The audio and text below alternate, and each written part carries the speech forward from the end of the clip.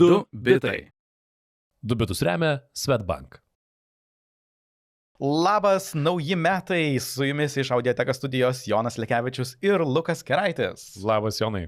Su naujais metais, 26 metais. Su naujais metais. Mes esame iš praeities ir kalbėsime apie ateitį. Mes esame keliautojų laiko praktiškai. Ir šitą laidą pasirodo sausio 1-7 ryte. Tai tikėtina, kad aš tai dar tiesą pasakius esu mieste. Žinai, reikia šitą paleisti, kai premjerai žiūrėti, ar bus du žmonės, kurie prisijungs pažiūrėti ją. Man atrodo, kad dar bus vakarėlė. Žiūrėkit, palaukit, žiūrėkit, aš kalbu dabar va čia per televizorių. Gerai. Kaip tiesa.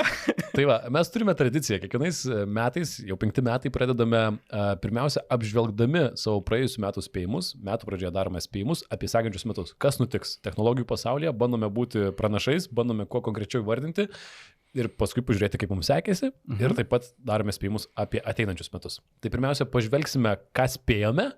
Ir ar pataikėme, o tuomet spėsime apie 26, kas juose nutiks. Pasitengėme paruošti kuo tokių, konkrečių gana spėjimų. Konkrečių, vidutiniškai drąsių, jog būtų galima tikrai suklysti. Ir... Mažai kas tai daro, man atrodo, tai yra drąsu. Mes prašaunam daug, bet taip. Portalai, žinai, ten rašo iš vis, na tai technologijų pasaulyje bus svarbus dirbtinis intelektas. Wow, ačiū tau už įžvalgą. Na gerai. Tai kaip jums sekėsi pernai? Jo, pavaryk, Jonai, ką tu spėjai ir ką neatspėjai ir ką atspėjai. Aš spėjau, jog agentų kūrimas, dirbtinio intelekto agentų, bus vartotojų rankose, jog visi galėsime per promptą liepti dirbtiniam intelektui padaryti darbą, ne tik parašyti tekstą ar sugeneruoti vaizdą, jeigu konkrečiau, jog tai bus vartotojų rankose, ne per API ar tik tai programuotojams pasiekiama, ir jog padaromi darbai bus kategorijos kaip puslapių navigavimas, interneto formų pildymas ir darbų naršyklėje atlikimas. Na taip, check, viskas kaip ir taip veikia. Čia agentų kūrimas, tai vadini? Kas yra sukurtas agentas? Nagi. Iš esmės aš manyčiau, kad tas agentas yra labai trumpai gyvuojantis vieną darbą atliekantis dalykėlis. Jeigu jam sakai surinkti štai, kiek kainuoja bulvės skirtingose parduotuvėse, jisai tą ir padarys. Na gerai. Savotiškai. Okay. Spėjau, jog vienaip ar kitaip TikTokas nebus uždraustas Amerikoje. Ir buvo labai trumpas periodas, kur negalėjo nauji vartotojai parsisiųsti, nes išėjo tas įstatymas, jog sakė privaloma parduoti, bet esamiems vartotojams tai vis dar veikia ir reikia pripažinti, tai nebuvo uždrausta ir išsprendė visą tą problemą. Spėjai, tikrai. Spėjau, jog Apple pristatys naują prietaisą namams, kolonėlę su ekranu ir nauja operacinė sistema. Lyg ir nepamatėm to. To nebuvo. Kodėl čia tavo šaltiniai taip tau sakė? Buvo ir gal minčiuoju, gal šiemet tą pristatys, bet tiesą sakant, tie gandai yra truputį nutilę. Galbūt šitas projektas yra kiek atpalaiduotas. O gal ir ne, gal šiemet tą ir pamatysime. Spėjau, jog investicijos į dirbtinį intelektą toliau stebins, jog Nvidia parduos visus lustus, ką tik tai pagamina, tikrai taip. Ir spėjau, jog palies numeris 1 vertingiausias kompanijos poziciją, nes tuo metu jie buvo antri vertingiausia. Ir na taip, jie beveik visus metus stovi kaip vertingiausia pasaulyje kompanija, pasiekė 5 trilijonus vienu metu. Tai neįtikėtina. Puikus spėjimas. Ir taip pat spėjau, jog bus supirkinėjami elektros kontraktai ir spartės elektrinių statyba. Tai čia irgi yra varnelės, nes mes matome, jog dauguma elektrinių statyba yra prioritetas visiems šitiems gigantams technologijų. Amazon kaip tik turėjo ketvirčio savo pranešimą ir sakė, jog mums lustų netrūksta, mums trūksta 2 dalykų. Leidimų statyti duomenų centrus ir ilgamečių kontraktų su elektros gamyba.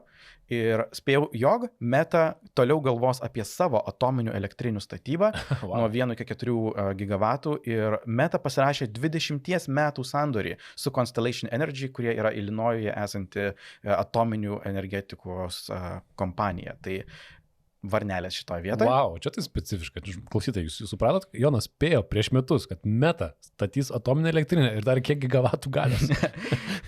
Taip. Geras. Na ir paskutinis spėjimas, spėjau, jog GTA 6 uždirbs 1 milijardą per pirmas 10 dienų ir GTA 6 buvo pavėlintas 2 kartus. Į šios metus jau. Į 26 galą. Bet šitas tavo spėjimas persikelia. Taip, aš jį snūzinu 1 metus. Gerai, aš sakau, kad per pirmas 9 dienas. Wow. Reiks tavim pasiginčyti. Gerai. Gerai, aš turėjau irgi spėjimų. Pirmiausia, sakiau, kad mažiau kartosime dirbtinis intelektas 25 metais, tai prašau, ne mažiau. Šiek gal, bet nereikšmingai. Manau, kad šiais metais jau tikrai mažiau. Čia tu klaustuką man uždėjai, aš čia viską gerai atspėjau. Dirbtinio intelekto modelis galės realiai suprasti ir interpretuoti žmogaus kūną kūno kalbą iš vaizdo. Ir aš turiu omenyje, dabar tikrai nedemonstruosiu, nes užtruktume, bet ChatGPT jau galima atsidaryti video funkciją ir pavyzdžiui žmonės jau dabar testuoja, aš pats dar su to noriu pažaisti, ar tai veikia bent kiek gerai, bet daro, pavyzdžiui, atsispaudimus, pritupimus ir klausia, ką tu manai, ar aš gerai teisingai darau ir tau patari. Aš galvoju, kai tu kalbėjai apie kūno kalbą, jog supras emocijas ir kaip skaityti, ką žmogus turi omenyje. Šiek tiek tai daro. Okay. Šiek tiek tai daro. Matau, kad esi liūdnas. Iš video funkcijų tai veikia. Okay. Veikia. Gerai, varnelė tau. Taip, aš man atrodo nujaučiu, kad tai bus galima padaryti. Tai taip pat sakiau, kad išpopuliarės if-then tipo automatizacijos su papildoma pagalba iš dirbtinio intelekto modelių, kas saugus spėjimas, bet taip manau ir tikrai buvo. Automatizacijos šiais metais buvo populiarios, atsirado įrankių tai daryti, jeigu gausiu laišką nuo šito gavėjo, atsakyk jam, tai manau, kad atspėjau. Taip? Jo, lengvas.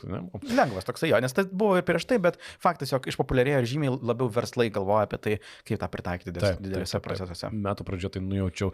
Video redagavimo su dirbtiniu intelektu daviau konkretų pavyzdį, pašalink šitą kavos puodelį nuo staliuko, nepakeisdamas bendro vaizdo ir aš tau duodu pliusą, pats dabar video generuoju mažiau, nes jo tiesiog tiek daug ir jau man pačiam tai atsibodo, bet tai tapo įmanoma per šios metus, tai tikrai tapo įmanoma. Prieš metus tai buvo labai sunku, labai grubu ir šiais metais tai yra įmanoma, Kling AI ir kiti įrankiai tai padaro ir dar daugiau. Teisingai. Aš tiesą pasakius, manau, kad prieš metus nenujaučiau, kiek stipriai patobulės video generavimas. Jo, jis sprogo. Tikrai. Įvyko tai, kas galbūt prieš kokius 1,5 ar 2 metus buvo su vaizdu, kur atrodo, kad vienus metus buvo šuolis nuo rankų nemoka nupaišyti iki nebeatskiri, ar čia tavo tikras draugas ar ne. Taip. Ir tai dar nebuvo metų pradžioje, tai nutiko kažkur pavasario pabaigoje labiau. Mano spėjimas taip pat buvo apie 25-uosius, kad Lietuvoje bus platinama ir suveiks dirbtiniu intelektu paremta apgaulė, išvilioti pinigai ir panašiai. Ne, aš tikėjausi kažko sensacingesnio, nebent galime, nežinau, Remigijaus Žemaitaičio botai komentarus. Šiandien nematai naujienos, atsiprašau, 26 metai jau. Dabar buvo Facebook'e postas, kažkas padarė ekrano nuotrauką po Remigijaus Žemaitaičio Facebook'o įrašų ir ten 3 gal rusiški komentarai, kažkokių anketų, kur rusiškai parašyta, sugeneruok 300 komplimentų šitam, po šito įrašu ir ten kažkokia sistema sugedus. Kad trolinai, nes čia skamba kaip geras trolis. Bet profiliai tai tokie, žinai, ten Peturtė, Antanutė. Gal ir netrolina. Tai ne, aš turėjau kažką kito. Ir dar vienas spėjimas, kurį tikrai atspėjau, kad GPT-ukų kūrėjai, dabar tai čia GPT OpenAI pervadino į... GPTs dar turim, appsus šalia padarė. Sakiau, kad GPT-uko kūrėjai negaus pajamų už savo automatizacijas ir prieš metus dar tai atrodo galbūt įmanoma, buvo apie tai kalbama, bet ne, gali sukurti GPT-uką, paviešinti jį. Ir nieko už tai negauni vis dar. Bendrai turbūt GPT-ukai jau išeina iš strategijos ir planas turbūt daryti tuos GPT appsus, kur yra žymiai aiškesnis santykis su apmokėjimu. Ir dažniausiai tai yra išorinės prenumeratos, kurie gali patys susirinkinėti pinigus kaip nori. Taip, kai GPTs atsirado, ir čia prieš metus dar buvo naujas dalykas, atrodė, kad tai bus, taip, kaip programėlės, šią akimirką tai vis dar puikus įrankis, ypatingai jį turėti savo jį naudoti, nes tu žinai, kaip jisai veikia. O tuos viešus naudoti, gaudyti, kuris iš jų geras yra gana, vėja gaudyti laukose. Tai tokie mūsų buvo spėjimai apie praėjusius metus. Nei labai ypatingi, nei labai blogi, man atrodo, šiais metais mes drąsesni. Konkretesni dar esam. Taip. Tai turim spėjimų apie 26 metus. Kas nutiks technologijų pasaulyje šiais metais? Jonai, tavo pirmas spėjimas. Pirmas spėjimas, aš visą laiką pasakau, ką Apple išleis, nes man, žinai, atskleidžia viską, ką padarys. Tai... Jie tau parašo e-mailų ar pirmės? Ir po to suklysta, aš tai ir neišleido namams konsolės. Tai... Manau, visiems yra akivaizdu, jog Apple išleis savo pirmą sulankstomą iPhone'ą. Pakonkretinsiu savo spėjimus, jog būčiau nors kiek drąsesnis, nes čia truputį batono aštrumo gavosi spėjimas. Tai spėsiu, jog pardavimai per pirmus kelias mėnesius, arba jeigu konkrečiau per pirmą ketvirtį, tai galbūt tik tai sausio gale sužinosim, bet turėsim tikrai indikacijas ir metų gale. Spėju, jog jie aplenks visus konkurentus prieš tai. Google Pixel Fold, Samsung Fold, sumet juos visus į vieną krūbą ir manau, jog Apple parduos daugiau negu tais metais parduos Google ir Samsung. Parduos brangiau, tai daugiau pinigais? Daugiau vienetų. Daugiau vienetų parduos? Taip. Gerai, drąsus spėjimas. Spėju, jog jisai kainuos daugiau nei $1,800. Gal 1,900, bet link 2,000 tikrai artės. spėju, ir čia jau turbūt labai drąsus spėjimas, jog jis vadinsis iPhone Ultra. Tai brandas, kurį perima iš brangiausio Apple Watch'o ir, manau, taikosi labai panašią auditoriją žmonių, kurie tiesiog nori brangiausio ir geriausio dalyko. Aš prisidedu prie to spėjimo, aš manau, kad jisai kainuos virš $2,000. Pirmiausia, aš manau, kad jis neparduos geriau negu visi jo konkurentai per metus. Manau, per drąsus sprendimas. Manau, kad aš tai spėju, kad jį reklamuos ir pristatys kaip tikrai prabangos prekę. Visgi, kad tai bus, ne kiekvienam ir nebandys. Ir aš dar turiu spėjimą, dėl kurio visai nesijaučiu užtikrintas, bet kad galbūt 27 metais arba vėliau sekantis iPhone'as po to bus nebe kaip knyga atverčiamas, o kaip flipas atlenkiamas. Jo, tai yra labai konkretus gandai yra apie tai, jog 26 metai yra Fold ir 27 metai yra Flip.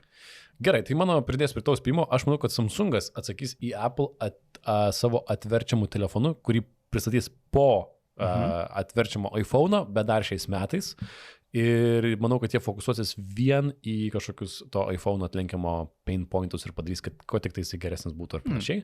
Tai tiek, neturiu didelio spėjimo, kaip tai atrodys, kuo jis bus geresnis ar panašiai, bet aš manau, kad jie į tai atsakys. Nes iš esmės Apple jau yra iššūkis turbūt pasivyti tą kokybę, kurią Samsung dabar jau turi su Fold 7.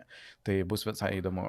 O tu šiaip manai, čia bus įdomus dalykas atlenkiamas iPhone'as? Aš manau, Apple magija yra jų programinė įrangoje. Ar jiems pavyks padaryti, jog ta atlenkto telefono vartotojo sąsaja yra panašaus naudingumo, kaip galbūt iPad'as. Ir jeigu taip, tai tuomet staiga yra visai įdomus prietaisas, kuris nėra vien tik tai prabangos iPhone'as, bet produktyvumo įrenginys, kuris staiga gali pakeisti 2 prietaisus, kuriuos naudotum. Aš tai labai slaptai svajoju, kad Apple mestų šitą planą ir sugalvotų kažką gudresnio, nes jau visi apie tai kalbam, jau visi žinom, jau turim atlenkiamų, iš tikrųjų jie vejasi Samsungą. Samsungas jau tai padaręs, ar ne? Šiaip tais nuobodu šiek tiek. Jo. Aš norėčiau, nežinau, skraidančių akinių, nežinau, akinių su bombom, akinių, tai yra telefono kažko geresnio norėčiau.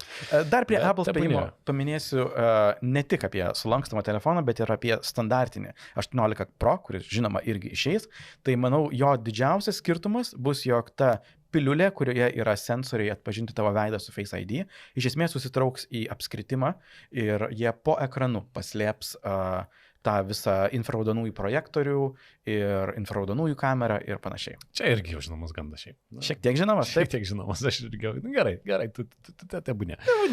Manau, kad taip ir bus. Aš manau, kad Google pristatys savo išmanius akinius šiais metais. Pirmą kartą, kada Google Glass išėjo 2014?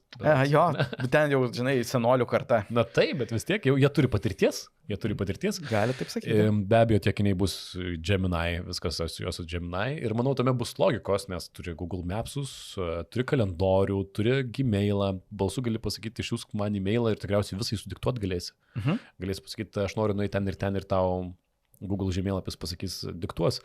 Klausimus, ar tie akiniai išeis iš karto su ekranėliu stikle, tai yra, ar tai bus kaip Meta pirmieji išmanūs akiniai, kurie turi garsiakalbius kamerą, bet nieko nematai per juos papildomai, ar tai vis jau papildytojų realybė, kur tu matai kažką. Mano spėjimas, arba jie paleis 2 modelius, kur vienas turės tą stiklą, arba ne, arba pirmą be stiklo, o paskui su stiklu paleis. Ok, va čia aš galiu tau turėti kontrspėjimą. Aš manau, iš karto pirmas modelis turės ekranėlę. Na taip, Meta jau antrį išėjo su ekranėlė, tai jau reikėtų taip. Na gerai. Ir tą jau demonstravo vasarą ant savo Google jau stage'o ir tenai jie labai smarkiai kalbėjo būtent apie Gemini ir vaizdo panaudojamumą, tai nemanau, jog jie bandys leisti be ekranėlio. Gerai, sakai. Aš manau, kad dar jie šitus akinius kurdami arba padarys jų versiją, kažkokią prabangę versiją su prekių ženklu, būtų labai logiškas žingsnis su akinių prekių ženklu. Kolaboracija bus šitas akiniuose. Bet... Ir jie jau yra tą irgi vardyje. Jie nežino, su kuriais prekių ženklais, man rodos, Gentle Monster buvo paminėję. Ar ne? Aš galvoju, kad čia gandas. Girdėjau kažkokį pavadinimą, bet... Ne, jie oficialiai apie tai buvo kalbėjom. Tai oficialiai ir jau akinius išleis? Ne, tai sako, jog kolaboruos. Kolaboruosim akinių padarymą, bet neišleisim akinių. Supratau. Kalbant dar apie dalykus, ką uždės ant savo veido, spėjimas, jog Meta neišleis Quest 4. Jiems būtų laikas, nes jie išleidinėja kas 3 metus ir praeitas buvo išleistas 23 metais, užpraeitas Quest 2 buvo 20 metais. Tai kaip ir būtų laikas atnaujinti, nes iš tiesų kaip ir morališkai jau jaučias truputuką senstelėjęs Quest 3, bet konkretus mano spėjimas yra, jog mes šiais metais nepamatysime Quest 4. Jis atidėtas ir bendrai, man rodos, visas tas entuziazmas, kuris buvo apie virtualią realybę, meta visatą, yra gerokai nuslūgęs, lūkesčiai nepasteisina, visos iniciatyvos to susijusios flopina ir failina visaip kaip, tai manau, jog jie neskubės leisti naujos kartos akinius ir tiesiog VR akinius ir kurs tiesiog savo meta akinius, tai kur akivaizdžiai rinka nori, jog jie mestų savo pastangas. Įdomu, tai manai, kad tiesiog šiais metais neišeis Quest 4 ar tiesiog... Kažkada išeis, bet aš net nežinau, ar 27 išeis. Kitais metais pažiūrėsiu, spėsiu. Nes Quest tai visai geri VR akiniai iš akinių, tai na, jeigu kažką renkės, tai gal renkės ir Questą. Jo, tiesiog jau jiems 3 metai yra su jie ir... Supratau, gal net gaila šiek tiek. Gerai. Aš turiu spėjimų apie agentiškumą, tikrai kalbėsime šiais metais apie tai, agentiškos naršyklės, ar ne, kurios kažką daro už tave, kai prijungi ten ChatGPT arba pačios daro.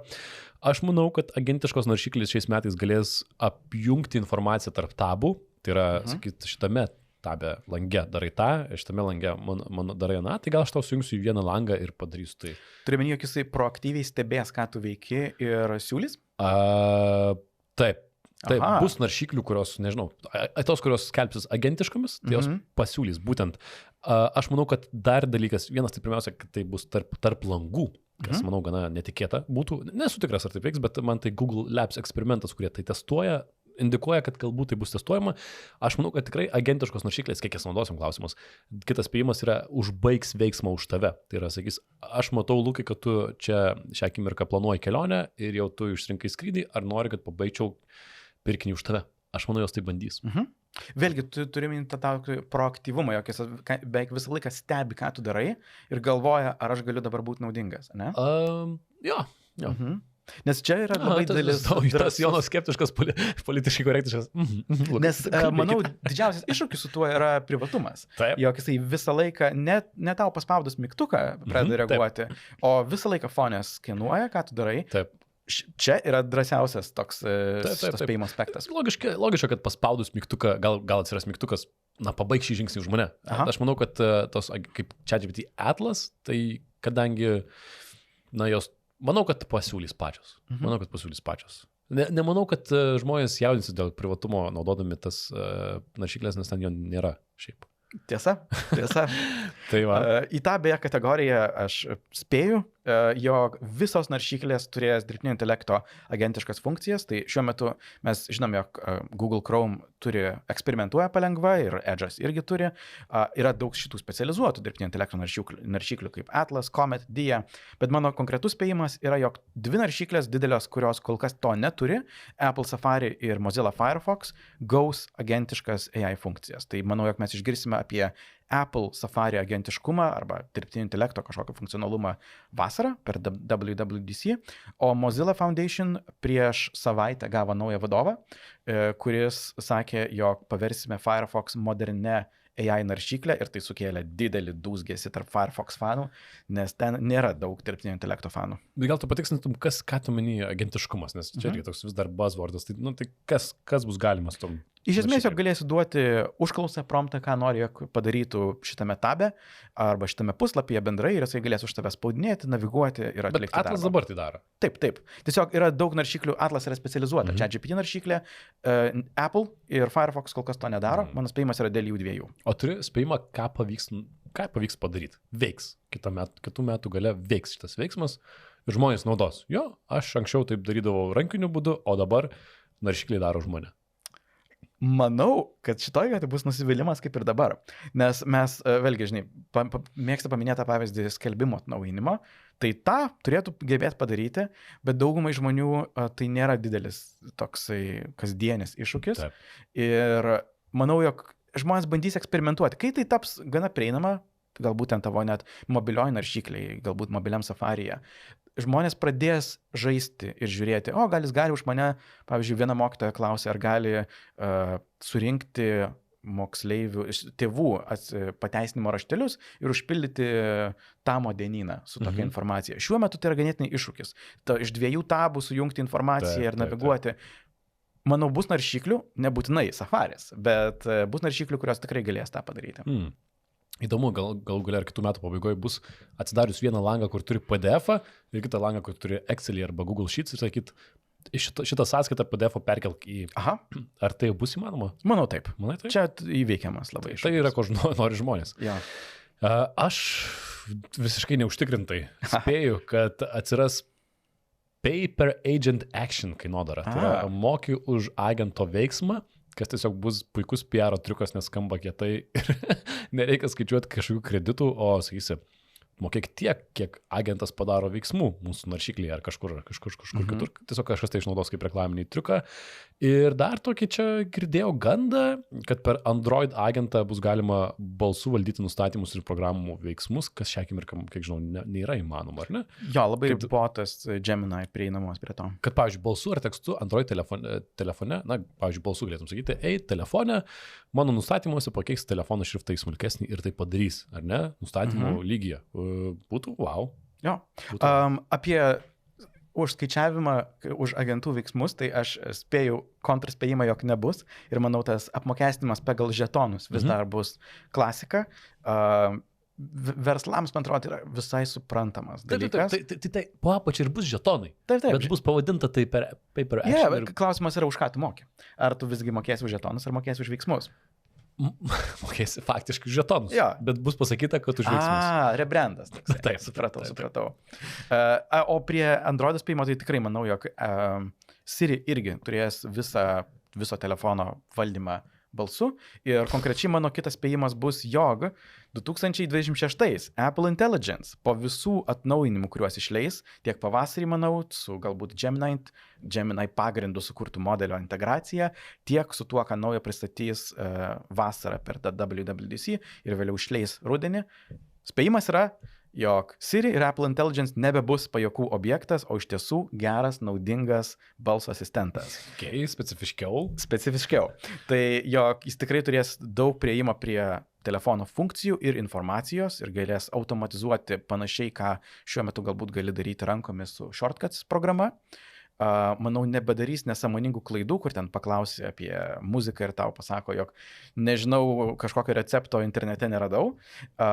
Ir manau tiesiog, jog bendra nuotaika bus, jog po didelių nusivylimų pagaliau Apple davė tai, ką žadėjo prieš kokius 2 metus. Vibe gesini čia. Taip. Bet kaip tariant, tai nebebus pajuokų objektas ir mes šiek tiek rimčiau žiūrėsime į tai, ką turi Apple. Man atrodo, kad čia labai reikia sakyti, ką konkrečiai bus galima padaryti kitaip, nes galų gale gerai, tai veiks, bet jeigu nieko exciting negalėsi padaryti su tuo, ar ne? Nes aš, pavyzdžiui, atsimenu, su Gemini išbandinėjau pirmą kartą kažkuriam telefone ir jisai leido, esi YouTube'e, paimi, sakai, balsu pasakai, šitas YouTube video, kuris 10 lankytinų Vilniaus vietų.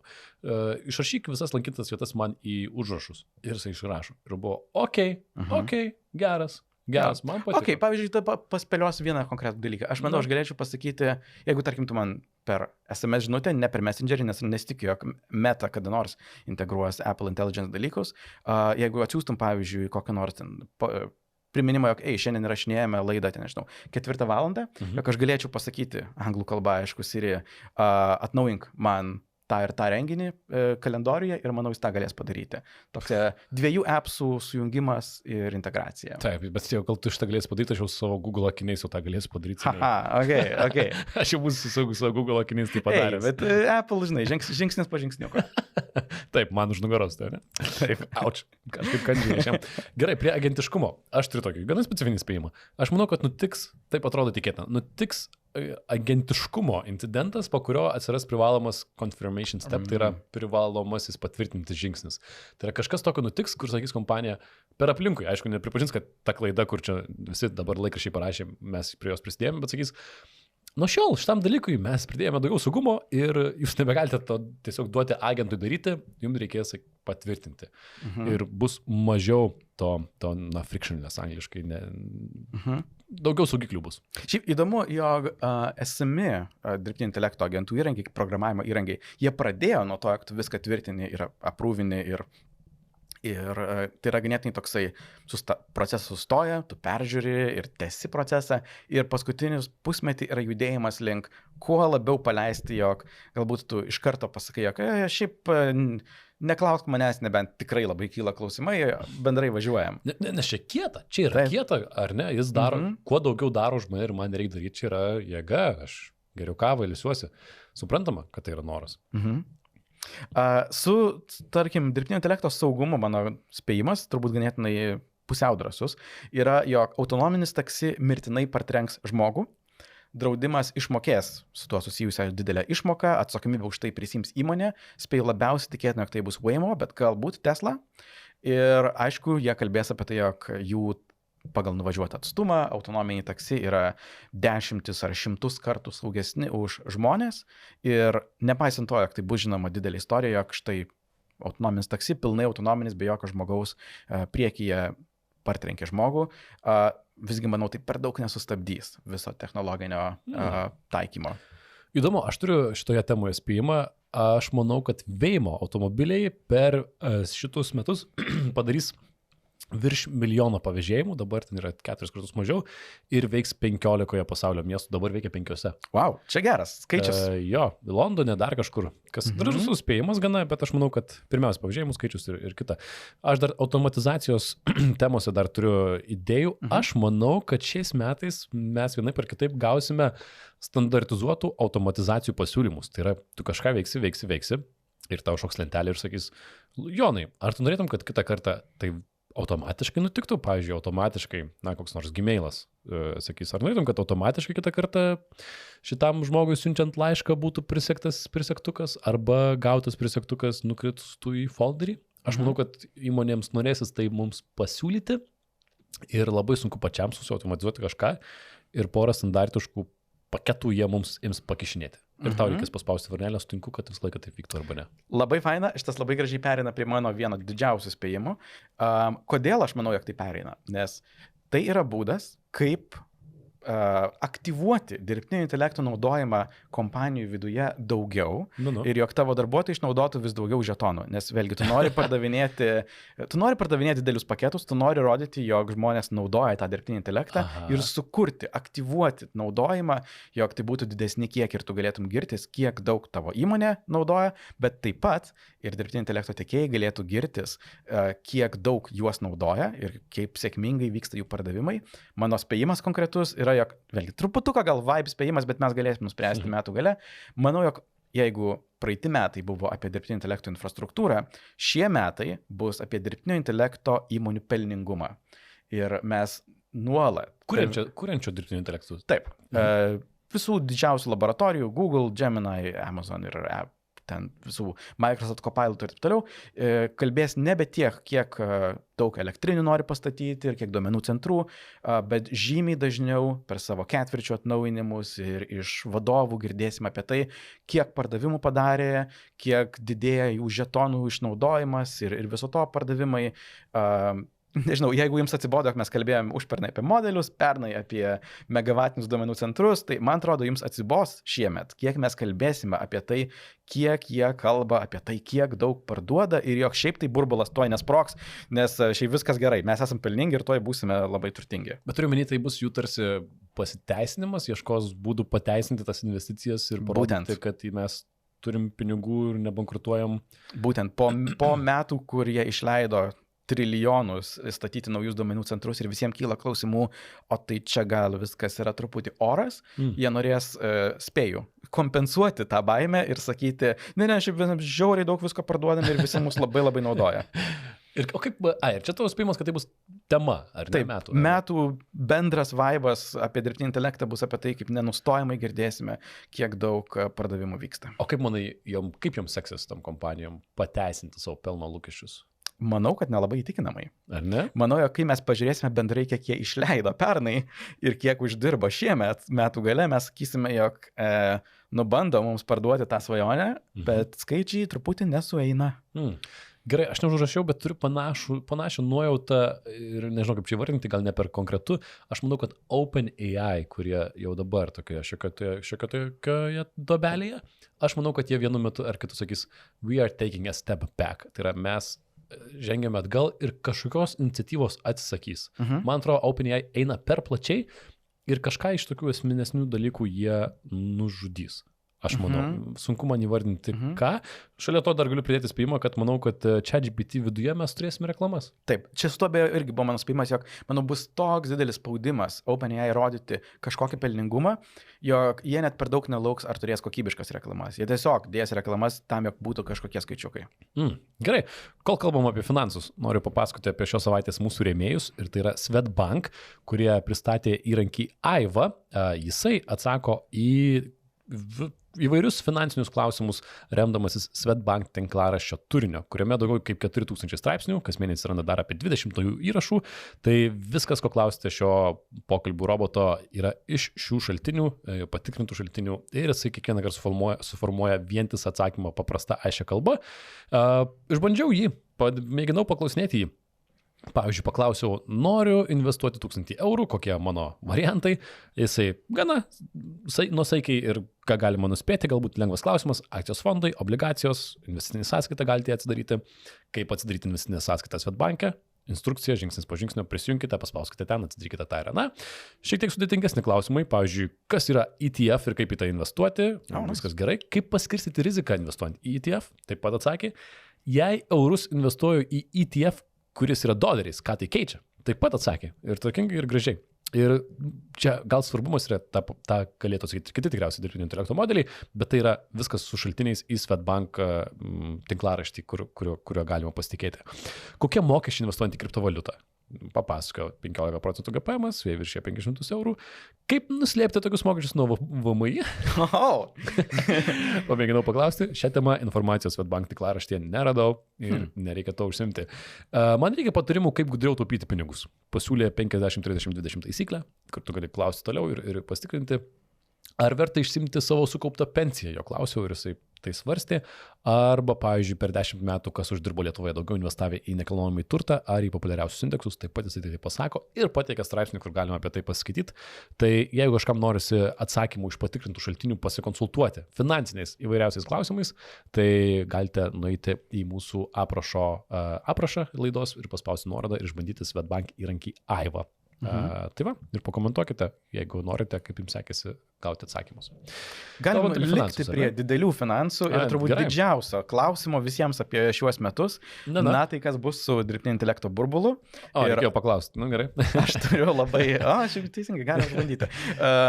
Aš turiu konkretų spėjimą, kaip tai bus. Aš manau, jog bus korekcijų ir kai kurioms galbūt labiausiai į tą dirbtinio intelekto burbulų tinklą įsipainiojusiems įmonėms, nežinau, gal tokioms kaip CoreWeave, bus rimtų korekcijų iki minus 40%, bet mano spėjimas yra, jog mes nematysime .com stiliaus minus 80% korekcijos didžiausiams žaidėjams. Turiuomenį, Nvidia tikrai nekris 80% ir kiti pagrindė dirbtinio intelekto žaidėjai nenukris taip smarkiai.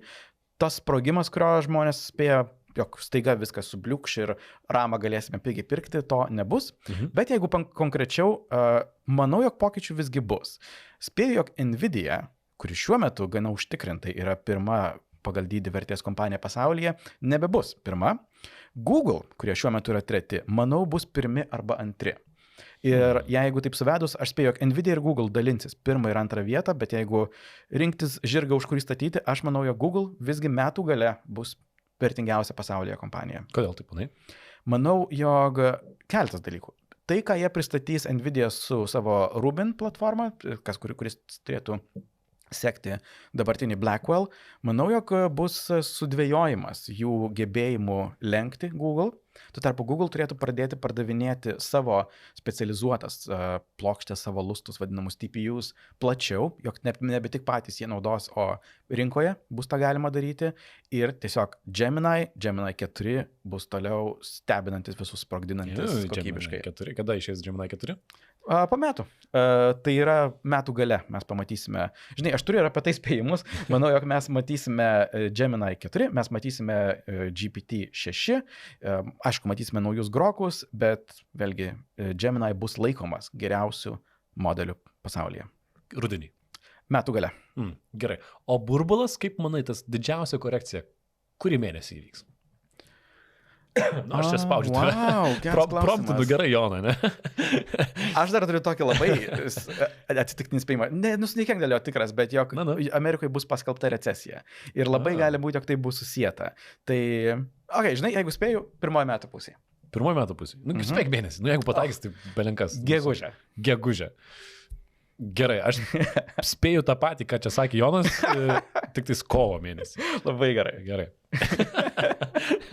Ne, šiaip labai drąsiai spėjimai, aš tai labai, manau, kad visiems labai įdomu skaityti, klausytis ir Jonas vis tiek turi tą akį, bet tai nėra finansiniai patarimai. Tikrai ne. O dangau, kaip aš čia buriu iš arbatos pirščių. Bus komentaras, Jonai, prisipirkau per tave. Įdomu girdėti. Čia šiaip nemažai gal remiesi Ben Thompsonu? Pripažink. Ne, šiuo atveju aš savo arbatos tiršiai žinok. Pats iš delno gali paburti. Google tenai gera, žinok, rankoje eina, aplenks modelis. Let's buy. Gerai. Kas dar čia spėjimai? Aš turiu tokius globalius dalykus, aš labai mažą. Aš manau, kad atsiras bent vienoje ekosistemoje, tai yra Google, Microsoft ar OpenAI, asmeninis dienos briefas. Tokia kaip standartinė funkcija, kurią žmonės gal netgi ir naudos. Kaip čia GPT Amerikoje turi GPT Pulse. O kas ten yra? Kiekvieną rytą gauni pagal tai, kas tave domina, apibendrinimą. Nu, tai taip būna su tais spėjimais. Aš manau, kad Google Labs vėlgi tuo testuoja, Gemini, greičiausiai Google'as tai paleis, bet manau, kad tai yra, vėlgi, man Google'as logiškiau, nes kalendorius Google dažnas yra, arba Apple kalendorius, ar ne? Tai neipatingas šitas spėjimas, bet turiu tokį. Galiu dar vieną šaunam. Žinoma, šauk. Reklamos matysime, aš sakiau. Taip. Dar, čia toks irgi, bandžiau spėti ir pasigilinau, supratau, kad tai jau vyksta, tai tiesiog įdomybę paminėsiu. Mano spėjimas turėjo būti, YouTube sumažins monetizaciją automatizuotiems kanalams. Ir panašu jau tai padarė šią vasarą, kanalus, kuriuos vadino repetitious content ir juos pervadino į inauthentic content, neautentiškas turinys. Tai yra, galite nuspėti, tas turinys, kur yra iškarpos iš podcastų ir uždėti subtitrai, kalamas, arba vienu metu prieš gerus metus būdavo įrašai kokią nors naujieną, kas pasaulyje nutiko, paspaudė video ir randi kažkokį 3 peržiūrų video, kur tiesiog straipsnis yra sudėtas su video. Tai pasirodo, tai jau yra demonetizuota. Tai tu negali iš to uždirbti. Aš buvau nustebęs. Mato tą didelį srautą ir kaip žmonės pamina, tiesiog įkelinėja ten 10 video po valandą ilgio kiekvieną dieną, tikėdamėsi, jog algoritmas juos pagaus ir gaus, ypač iš premium klausytojų pinigų. Kas puiku, šiaip ačiū YouTube'ui, kad tai daro, ar ne? Žinai, palėtėm socialinę temą, galima čia panarstyti daugiau spėjimų.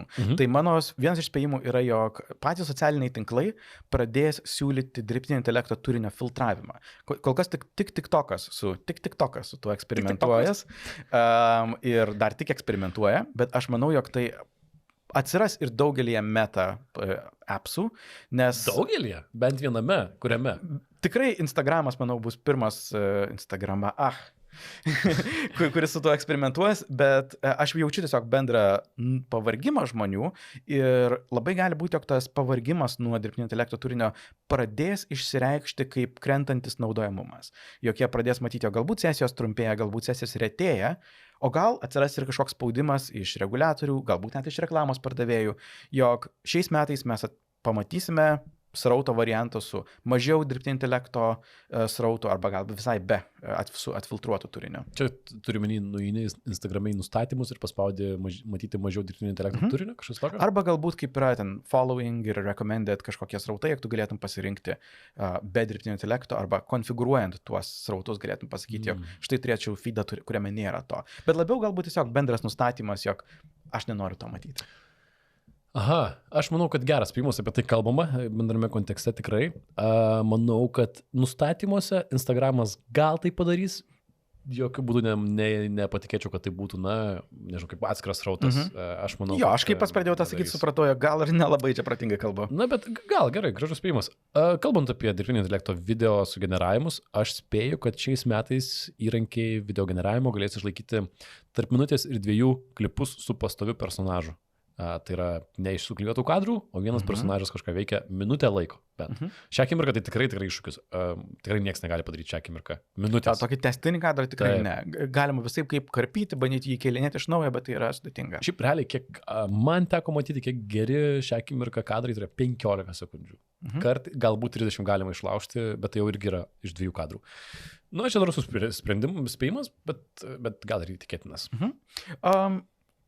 Aš taip pat turėjau spėjimą apie VO4, kuris, manau, jog irgi išeis, kaip dar vienas Google vaizdo generavimo modelis, kuris dar geriau išlaikys veikėjus ir žmonių vientisumą, tai būtų dar labiau komerciškai panaudojama, realistiškesni video, bet manau, jog su tuo, ir čia tikras spėjimas, jog su tuo bus susiję, jog ES pradės kalbėti apie turinio reguliacijas, dirbtinio intelekto turinio socialiniuose tinkluose. Kitaip tariant, jog tai nebus vien tik tai susijęs su galbūt krentančiu naudojamumu iš socialinių tinklų, jog jie bandys patys siūlyti tos filtrus, bet pradės atsirasti tokių šnabždėjimų ir įstatymų projektų apie tai, jog reikia reguliuoti, kiek ir kokio dirbtinio intelekto turinio galima leisti socialiniuose tinkluose. Galbūt tai bus net ne naujas įstatymas, o Digital Service Act korekcija kažkokia. Apie tai yra kalbama šią akimirką, ar ne? Jau, galbūt. Aš girdėjau vieną akim, netgi papildyčiau spėjimą, manau, kad tai nutiks vasarą. Aš girdėjau, kad yra tokios diskusijos ES lygių irgi vienas. Jūs vis laikas sunku susekti tas naujienas iš ES, gana biurokratiška, bet aš manau, kad per vasarą tai nutiks. Pritariu tau.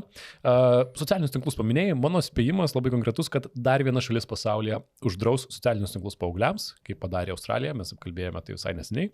Greičiausiai bus Danija arba Norvegija, greičiausiai Danija, bet manau, kad literaliai uždraus pilnai įstatymų ir bus įdomu. Šiaip tai šią akimirką neaišku, aš esu taip spėju, nuoširdžiai nežinodamas. Tai yra tikėtina, bet nebūtinai gali nenutikti taip. Daug kas gali net priklausyti nuo reakcijos Australijai, kaip tenai viskas važiuos. Bet aš vieną šalis, manau, šiais metais viena, o kitais metais dar 2-3.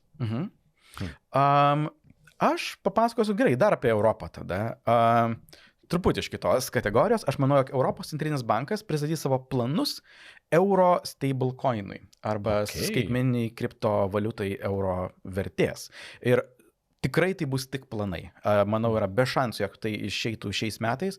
Labiau tikėtina, jog tai bus susiję su skaitmeninio euro įstatymu patvirtinimu kažkokiu ir iš to galbūt bus susiję planai kažkada per ateinančius 3-4 metus išleisti euro stablecoiną, kuris būtų veikiantis ant kripto tinklų.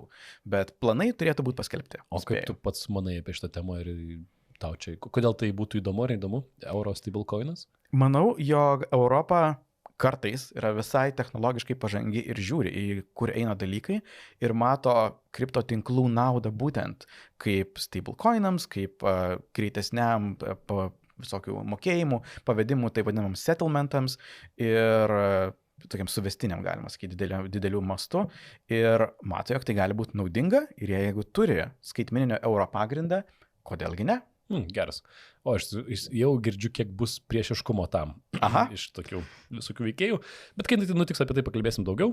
Aš turiu dar tokį be kategorijos spėjimą, kad Claude Skills principas, apie kurį esam kalbėję laidose, jisai paplis tarp kitų dirbtinio intelekto įrankių, tai yra bendros taisyklės, kurias gali aprašyti, bet jas galima sukurti ir apjungti, kad tu esi mano AI-us, kuris laiką tai daro, ten rašo tekstą taip ir anaip, bet su grafika dirba taip ir anaip, tai bus taisyklių apjungimas. Aš manau, kad šitas principas populiarės. Jo, ir Claude Skills yra bendrai toksai labai lankstus įrenginys, kur tu gali labai paprastai prijungti naują įgūdį arba naują programą prie dirbtinio intelekto modelio ir tai bus labai paprasta, manau, dalintis tuo. Taip. Ir ekosistema turėtų sprogti dar greičiau negu MCP serveriai, kurie jau galbūt net bus tiesiog palikti 25 metų istorijai kaip pirmas bandymas prijunginėti įrankius prie dirbtinio intelekto, bet po to mes radome geresnį. Taip. Jeigu nesuprantate, apie ką mes kalbam, tai klausykite kitų laidų, kur tai nutiks. Mes dabar tiesiog geranoriškai jums pasakojam, kas nutiks ateityje. Tai tik tiek. Palieskim gal tada humanoidus, mes abu turime truputuką spėjimą apie tai. Tai mano spėjimas yra, jog pirmas humanoido robotas namams bus parduodamas ir pasieks vartotojus. Spėju, jog atsiliepimai bus labiau ir neigiami, panaudojimas bus super ribotas. Žmonės specialiai išgalvos scenarius, kur tai kartais suveikia, bet didžiąją dalimi bus labai lengva rasti pavyzdžių, kur tai neveikia. Ir manau, vienas iš pirmųjų, kitaip tariant, jeigu konkrečiai spėčiau, manau, jog One X Neo robotas jau bus prieinamas žmonėms metų gale. Nu, tai jie pažadėjo. Taip. Dabar preorderinį pavasarį. Čia toks spėjimas, bet labiau. Nelabai gal drąsus, bet taip. Ja, gerai, aš turiu porą apie humanoidus. Tai pirmiausia, čia irgi žinau gal labiau, bent jau labai garsiai apie tai išnekama, kad jau sausio mėnesį bus pristatytas naujas Boston Dynamics Atlas humanoidas.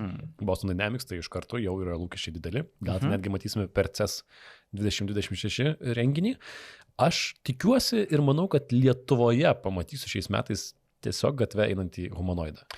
Ir aš galvoju apie šitą spėjimą, nes buvo visokių renginių, kur tai buvo, bet turime tiesiog netyčia, eisi gatvę ir pamatysi. Jo, man nereikės dėl to rašyti mailo arba kažkur eisiu ir, humanoidas robotas eina. Geras, man labai patinka šitas spėjimas. Okay, puikus. Ir aš manau, kad be abejo bus pristatytų humanoidų, kuriuos žmonės nusipirks, bet aš manau, kad bent 2 žymus youtuberiai padarys unpackinimą savo humanoidų. Nebejotinai, visi kas padarys užsakymą. Taip. Bet tai bus, tai taps tokiu atskiru žanru ir kol kas to nėra. Ir mano kvailokas spėjimas, manau, kad tai labiau nutiks gal 27 metais, per kažkokios dar bus sunku tai pasiekti, bet humanoidas lenktyniaus bėgimo varžybose su profesionaliu žmogumi. Turime menį konkurencingai.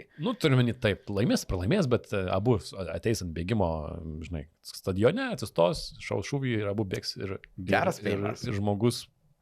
Bet manau, kad tai nutiks 27 metais.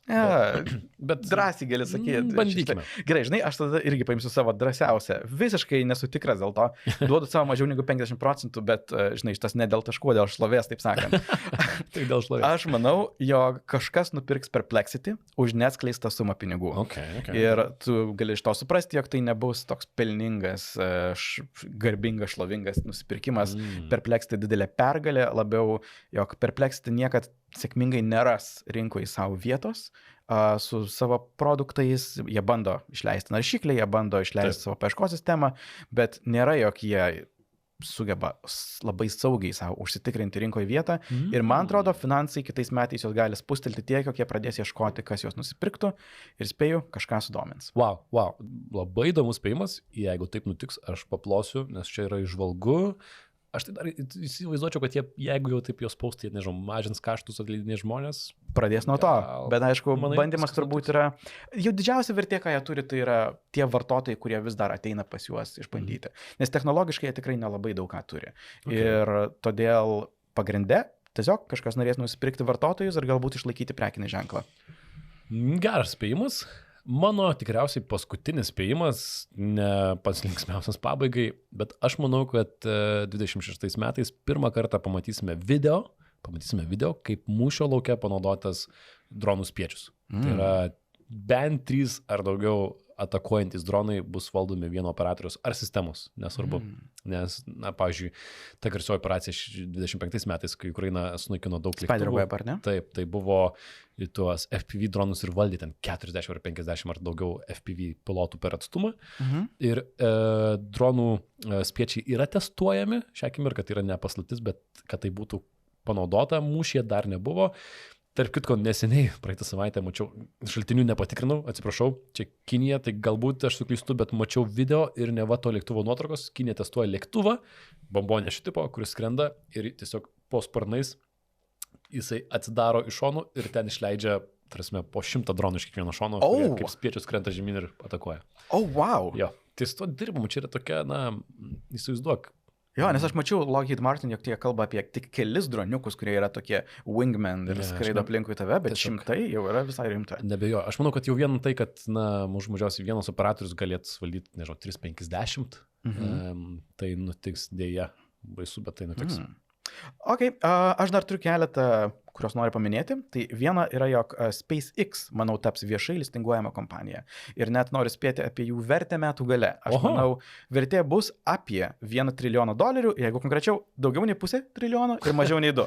Tokiam plius minus rėžyje. O kaip įdomu. Nemažai. Nemažai. Faktas, jog tai bus, visi žino, jog yra vertingiausia privati kompanija šiuo metu. Ir klausimas yra, ar tai, taip sakant, ar tikrai šiais metais jie bus viešai listinguoti, bet viskas sirpsta link to, jog jie būtų pasiruošę. Aš manau, šiaip bendrai šiais metais mes pamatysime daugiau gigantų, kurie pereis į viešai listinguotus ir SpaceX galbūt net bus vienas didžiausių tokių viešų listingavimų istorijoje. Geras. Šiaip pritariu tau, geras laikas jiems, nes konkurencijos jų srityje SpaceX ima atsirasti. Palengva. Jie vis dar labai lyderiauja daug kur stipriai. Ar ne, pernaudojamos raketos Super Heavy gali nusileisti, didžiausia pasaulyje raketa gali nusileisti vertikaliai ir būti panaudojama dar kartą. Neįtikėtina čia. Tikrai taip. Šių metų, praeitų metų, kuris buvo. Futurizmas. Wow. Wow. Bet tai ima daryti ir kiti jau. Tai jiems pats laikas. Taip. Na ir atsnūzinu savo pernai metų spėjimą, jog GTA 6 uždirbs 1 milijardą per pirmas 10 dienų. Kitaip tariant, jis nebus atidėtas dar kartą. Jis tikrai išeis šiemet. Jis taip pat laimės metų žaidimą, manau.